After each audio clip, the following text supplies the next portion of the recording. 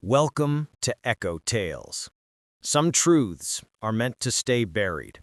Some words, once heard, can never be unheard. This is the story of a man who stumbled upon a secret that unraveled 8 years of his life, and how a single, careless confession shattered a love he thought unbreakable. I shouldn't have heard it. God, I wish I hadn't. If I could tear those words out of my head and toss them into the void, I would. Just a few hours earlier, I had been living in ignorance, blissfully blind to the cracks forming in my marriage. But once you hear your wife's voice, calm, steady, almost careless, saying, "I hate being with him," there's no one hearing it. That night marked the beginning of the end. It was a Thursday evening, drenched in rain. I came home earlier than usual, soaked to the bone after a sudden downpour. The house was quiet except for the dishwasher humming and the faint sound of laughter seeping from the living room.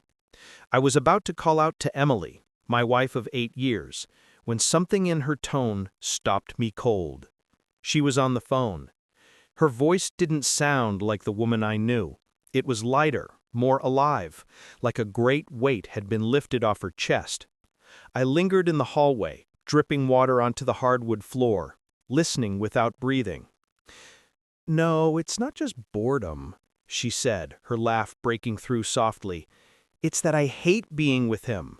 Everything feels heavy, suffocating. I feel trapped." The words struck like a blade.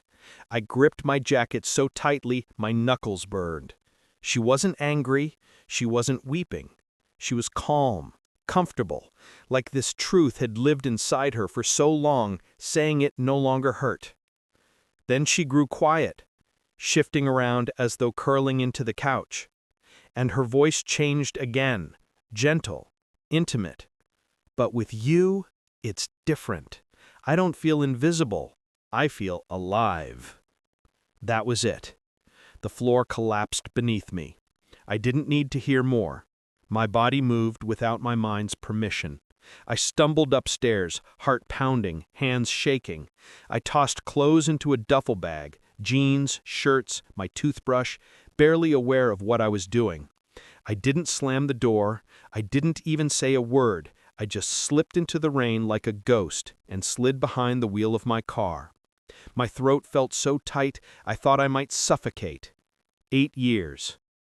8 years of love, sacrifices, of carrying her through grief when her father passed, of saving for the home we now shared. And in one overheard sentence, it shattered into dust. I drove aimlessly through the wet, empty streets, neon signs blurring in puddles. Eventually, I pulled into a 24-hour diner on the edge of town. I sat there for hours, a mug of bitter black coffee cooling between my hands, staring at my reflection in the greasy window. Her words spun in my mind, merciless. "I hate being with him." At 2 in the morning, my phone buzzed. It was Emily. I ignored it. Another call came, then a text. "Where are you? Your car's gone. Please answer me." I let the screen go dark. Then another message lit it up. "Did you hear me? Please, James, let me explain." So she knew. She must have realized I was there, that I'd heard her confession. Against my better judgment, I picked up when she called again. Her voice was frantic this time, nothing like the soft, giddy tone she had on the phone earlier. "James, where are you? Please just come home. We need to talk." I swallowed hard, staring into the bitter coffee. "Talk about what, Emily? I heard everything." There was silence, thick and suffocating. Then she whispered, "It's not what you think." I returned the next morning, not out of hope, but out of a desperate need for answers. Emily was waiting in the kitchen, hair tangled, eyes swollen from crying. She shot to her feet the moment I stepped in. "James, please don't." I cut her off. My voice wavered, but my resolve didn't. "I don't want excuses, no rehearsed speeches, just tell me who it is." Her lip trembled, her eyes darting away. It's Mark from work. I almost laughed, but it came out bitter instead. Mark, the colleague she always called just a friend, the one she swore was harmless whenever I raised an eyebrow. My chest constricted. How long? A few months, she whispered, tears spilling down her cheeks. But it wasn't supposed to happen. I didn't plan it. Didn't plan it, I snapped. So what? You just accidentally ended up in his bed? She covered her face, sobbing. I know I've ruined everything, but James, when I said I hate being with you, I didn't mean it the way it sounded. I stared at her in disbelief.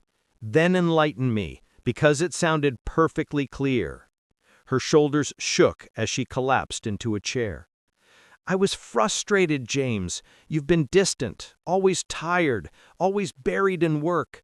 I felt like I didn't exist anymore. And Mark, he noticed me. He listened. For the first time in years, I felt alive. Her words burned worse than fire. So your answer was to sleep with him, to tell him you hate your husband. I don't hate you, she sobbed. I hate what we've become. That distinction should have comforted me, but it didn't. It gutted me, because to her, we had been broken long before I heard that call. I felt everything inside me grow still. I looked her straight in the eye. You had a choice, Emily. You could have told me you were unhappy. We could have fought for us. Instead, you chose him. She reached out, desperate, but I stepped back. James, please don't leave. We can fix this. I'll end it with him, I swear. Just don't give up on us. Her desperation might have pulled me back, but not now. My voice dropped low. I already did. I walked out. The days after blurred together. I stayed with a friend, shutting out Emily's endless calls and messages. Each voicemail grew more desperate, each apology more frantic. But every time I thought of going back, I heard her voice again, whispering to another man that she hated being with me. That poison never left me. A week later, she showed up at my friend's door. She looked like a shadow of herself, pale, gaunt, trembling. I broke it off with Mark, she said before I could speak. He never meant anything. Please, James, don't throw us away.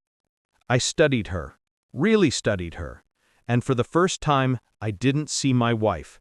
I didn't see the woman I trusted above everyone else. I saw a stranger who had chosen lies over honesty. I'm not throwing us away, I said slowly. You already did. I'm just finally letting go. Her knees buckled as she collapsed right there, sobbing into her hands. I don't want to lose you. For a moment, the old instinct stirred in me, the urge to kneel down, to hold her, to comfort her.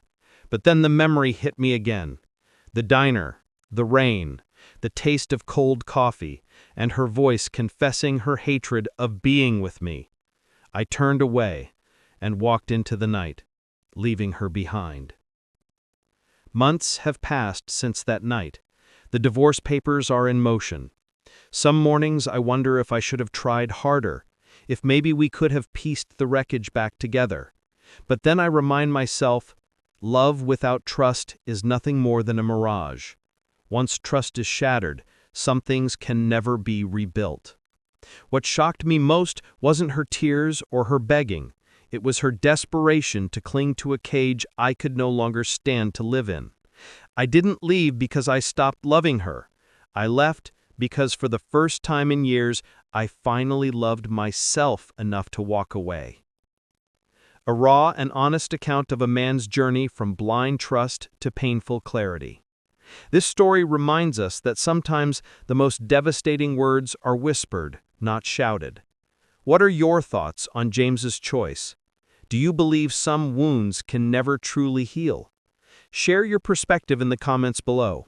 And if this story resonated with you, like, subscribe, and join us again here on Echo Tales, where every whisper leaves a lasting mark.